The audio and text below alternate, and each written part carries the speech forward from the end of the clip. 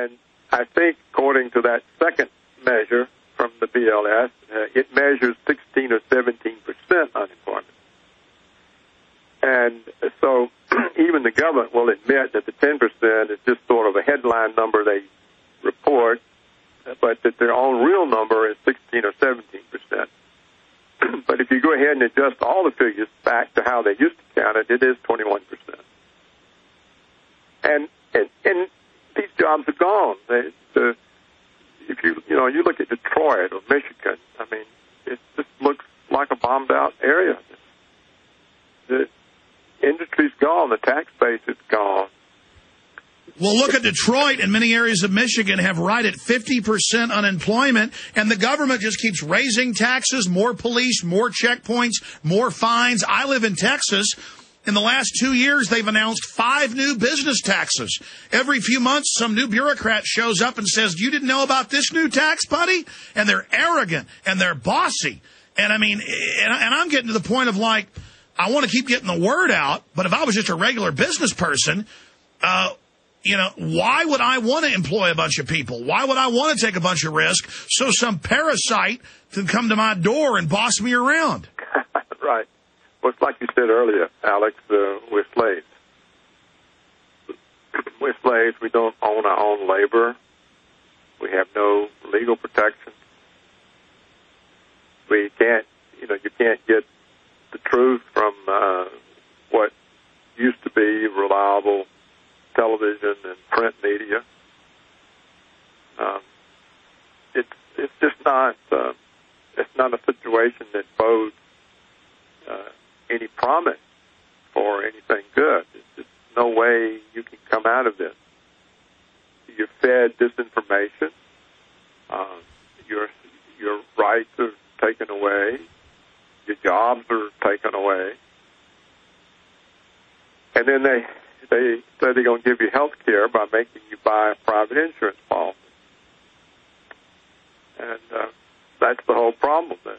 And then even the socialists, even Howard Dean and Dennis Kucinich and all these big liberals, they read the bill and said, my God, this is a ripoff to banks and insurance companies and liability protection for big pharma. They raise the taxes, threaten to throw you in jail, make you buy insurance, penalize people that got fancy plans with a 40% tax. There's at least 19 new taxes in the bill. AP has reported. The Democrats don't want it. The conservatives don't want it, but the establishment wants it. I mean, this is a rogue government. It's a government of special interest.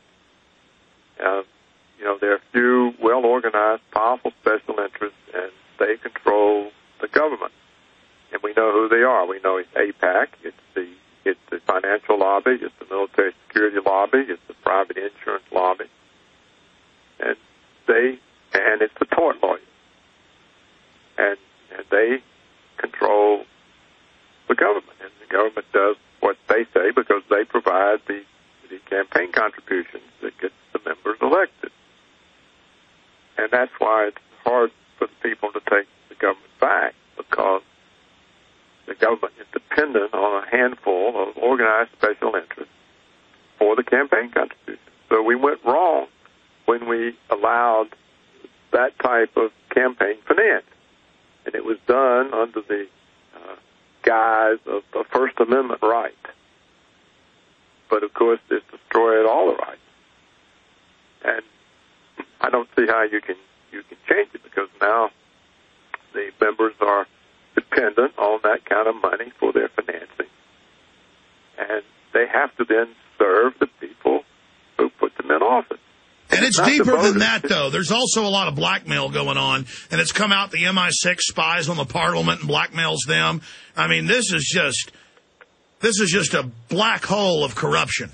Well, that's the reason, in my view, that Bush was violating the Foreign Intelligence Surveillance Act. He was spying on people without warrants because it had nothing to do with terrorism.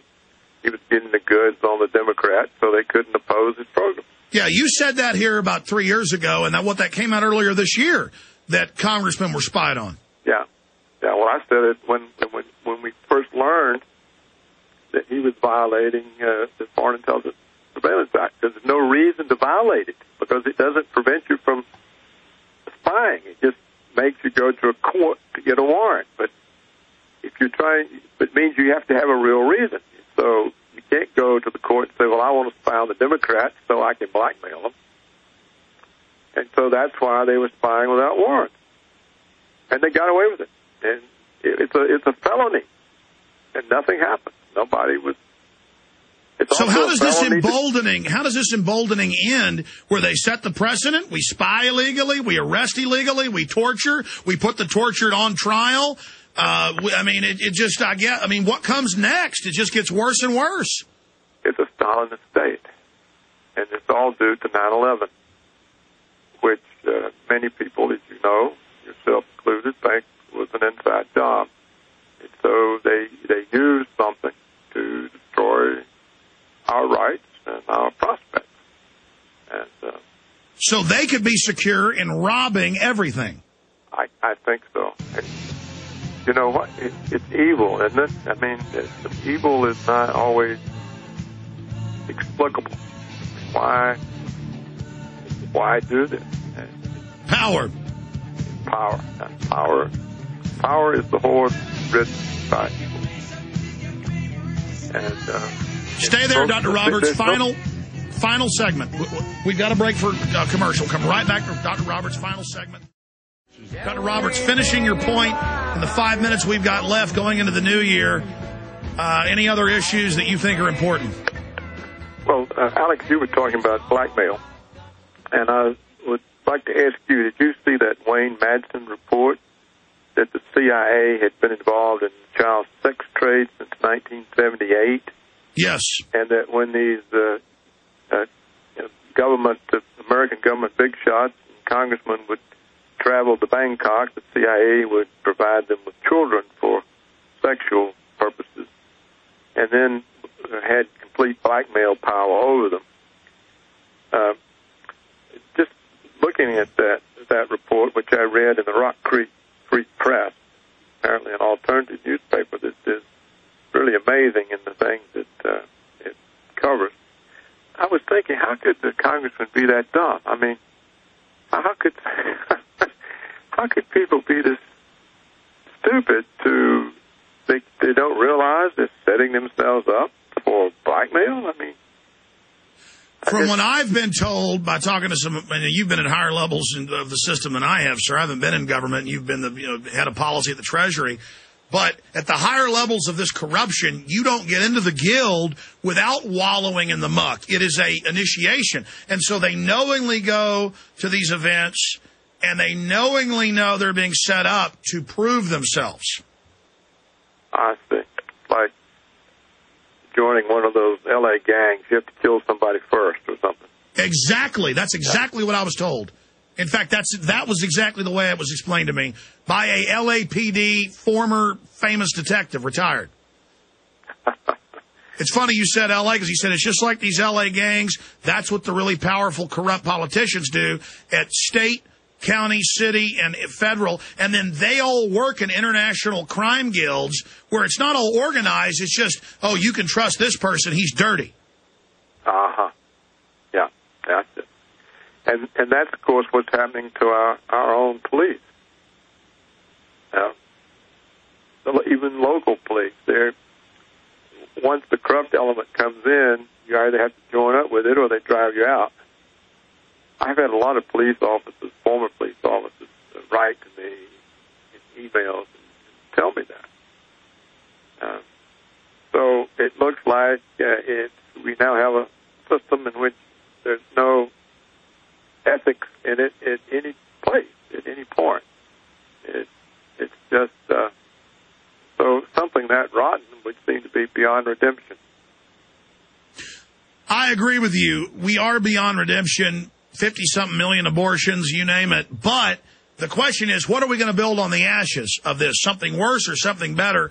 And thanks to you with your columns, and thanks to the books you've written and all the other great people out there fighting, we're, as Ron Paul said, putting out the alternative.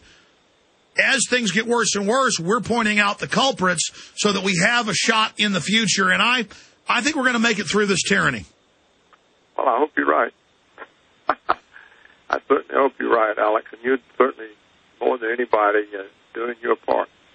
Well, a lot of smart money said what you said earlier. The collapse is probably the best thing we can hope for, that they're just so corrupt. They're not as focused as the Soviets or as the Nazis. They're as evil, but they're so decadent that it's just going to fall of its own entropy and corruption. Have a great New Year. Dr. Paul Craig Roberts, author of The Tyranny of Good Intentions, on store shelves everywhere. God bless you, and say hi to the family for me. Thank you. We'll be right back to talk about George Washington, the big terrorist.